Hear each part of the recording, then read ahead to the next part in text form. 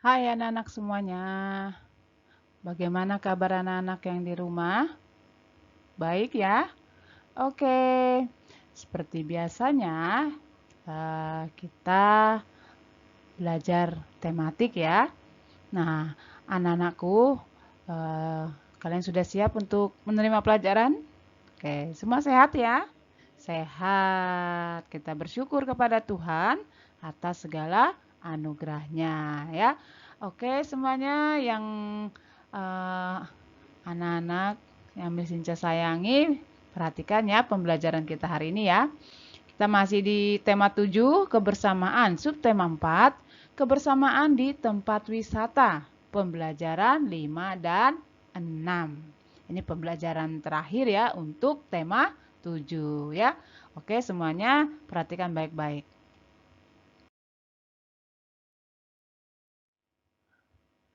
Anak-anak, pertama-tama kita melihat ya, sini wow, permainan apa ya ini ya?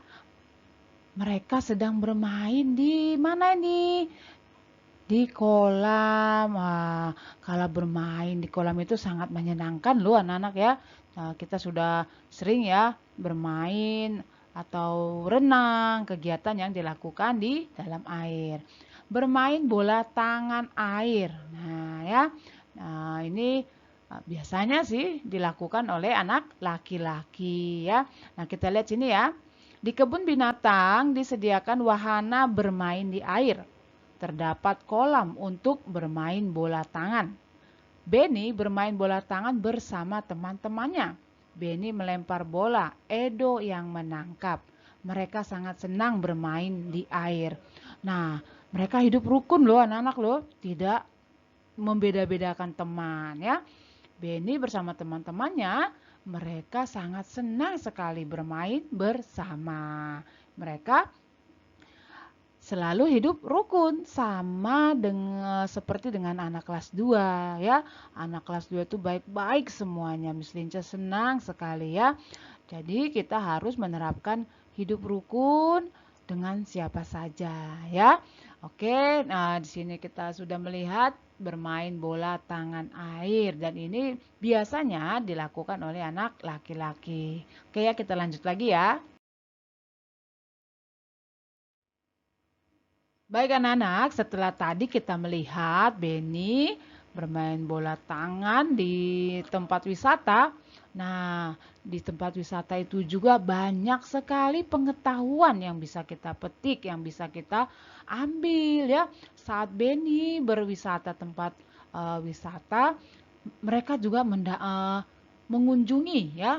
Ada beberapa tempat. Nah, lihat di sini nih anak-anak sekalian, mengenal tempat wisata. Ayo membaca. Nah, anak-anakku, untuk yang pertama, perhatikan yuk, Pulau Komodo. Nah, ya, mungkin anak-anak baru dengar nih. Oh, ada yang namanya Pulau Komodo, Miss. Ada. Nah, ya, dengar baik-baik. Pulau Komodo masuk dalam kawasan Taman Nasional Komodo bersama pulau-pulau lain di sekitar Kepulauan Nusa Tenggara. Pada tahun 1986, UNESCO menetapkan tempat wisata di Indonesia sebagai salah satu situs warisan dunia. Pulau ini dianggap sebagai habitat binatang komodo yang wajib dilindungi. Nah, anak-anak, komodo ini adalah hewan langka. Jadi, hewan langka itu harus benar-benar dijaga, ya, dilindungi.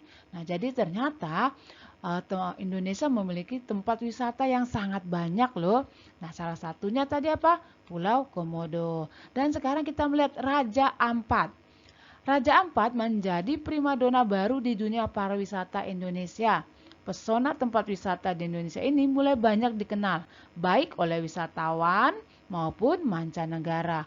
Nah, anak-anakku sekalian, ini ada gambar yang kedua ini menjelaskan kepada kita ini adalah Raja Ampat ya.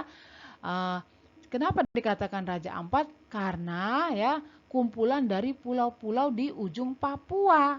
Ada 4 pulau dong ya. Ada Pulau Waigeo, Misol, Salawati, dan Batanta. Wah, kita ternyata negara Indonesia memiliki wisata yang sangat menakjubkan ya. Setelah itu kita lihat ada Candi Borobudur. Nah, ini sudah tidak asing lagi untuk kita dengar ya. Candi Borobudur. Mungkin ada sebagian anak-anak kelas 2 yang sudah pernah ke sana ya. Nah, Candi Borobudur ini ya, ini kompleks candi Buddha terbesar di dunia. Tuh, anak-anak tahu kan? Ya, kita uh, melihat ya Candi Borobudur ini adalah salah satu warisan ya, warisan yang ada di Indonesia. Nah, itu dia ya. Banyak sekali yang kita bisa pelajari ya. Oke, kita lanjut lagi. Setelah tadi Candi Borobudur, kita melihat Taman Mini Indonesia Indah. Kita pernah ya belajar tentang Taman Mini Indonesia Indah ya. Banyak rumah adat, pakaian adat, dan segalanya ya. Nah, Taman Mini Indonesia Indah ini adalah tempat wisata ya. Kemudian ada Danau Toba. Nah, siapa nih yang pernah ke Danau Toba? Nah, Danau Toba ini berada di Sumatera Utara. Nah, ya. Oke, anak-anak, ya, paham ya? Nah, anak-anak ya, kita sudah melihat dan membacanya bersama-sama tempat wisata yang ada di Indonesia. Kita lanjut ya.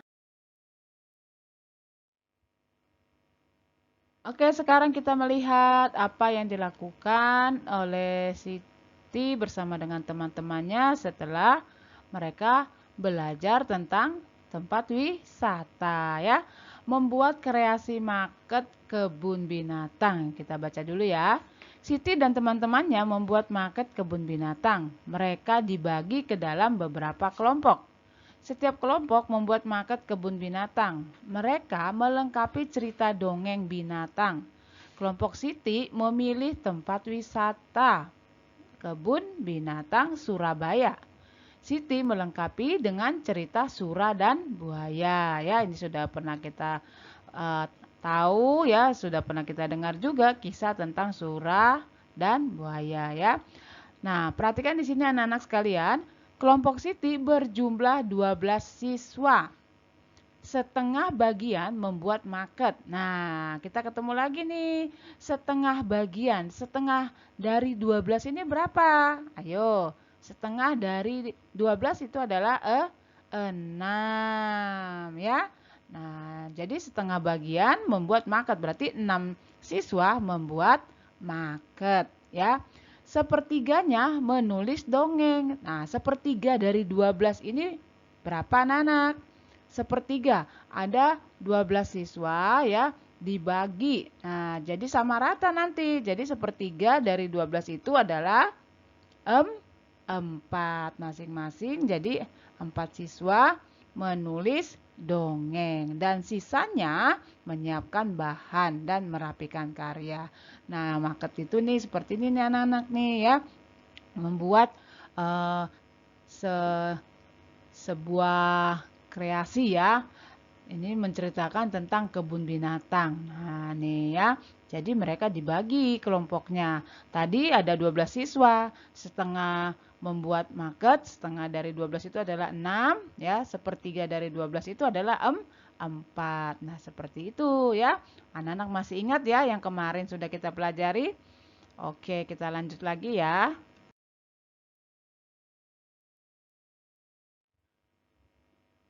Baiklah anak-anakku, setelah kita melihat apa kegiatan Siti bersama dengan teman-temannya dan kita juga sudah belajar tentang setengah tuh ya, tentang sebuah pecahan. Nah, sekarang coba nih berlatih ya.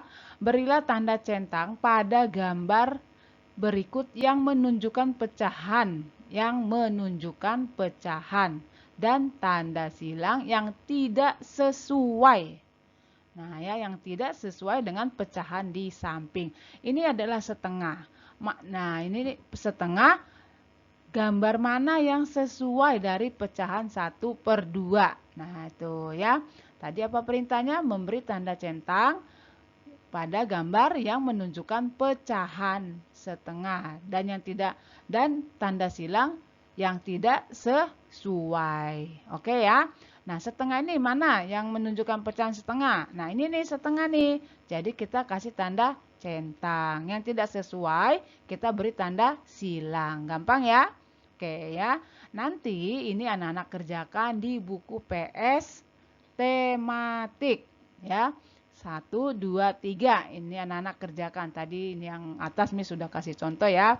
Ini di gambar yang rapi ya. Kotaknya juga yang rapi dan tanda centang atau tanda silangnya yang jelas ya. Supaya Miss Lince bisa ngoreksinya. Oke? Oke ya.